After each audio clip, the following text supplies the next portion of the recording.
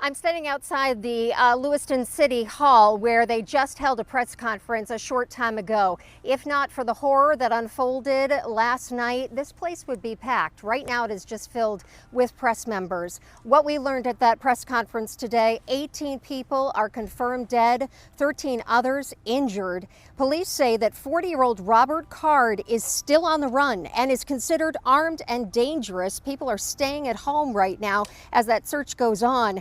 Now, Robert Card is facing 8 counts of murder, and more charges will come once more victims are identified. Another 10 still need identification. ABC News has confirmed that Card is an Army reservist. However, he has no combat deployment. Sources also say that Card has a history of mental illness, including a 2-week stay this past summer at a mental health facility after he reported hearing voices and made threats to shoot up a National Guard facility in Saco, Maine. Police have set up a tip line. The number to call is there on your screen. It is 207-509-9002. But of course, you can also dial 911. Ray Brewer was inside at that press conference, and he joins us now with more. Aaron, we're here at the City Council chambers where that press conference concluded about an hour ago. One of the questions that was asked, you mentioned the Robert Card, the suspect's mental health history. The question was asked, how could he get his hands on such a weapon given that mental health history?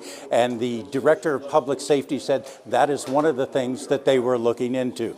Now, the press conference included many members of top law enforcement, including the governor of the state of Maine. We also heard from the colonel, the commander of the state police, who called this an ongoing homicide investigation.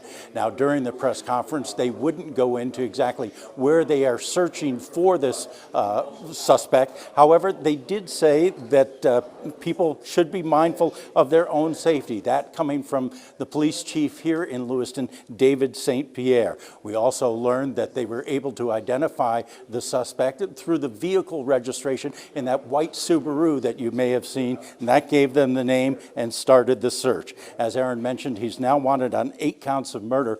Maine's governor spoke first, and she talked about the toll that this is taking on the state, that this is a dark day for Maine.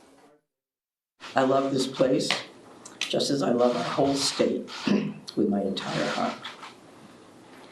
I'm so deeply saddened, as is every one of the 1.3 million people of this beautiful state.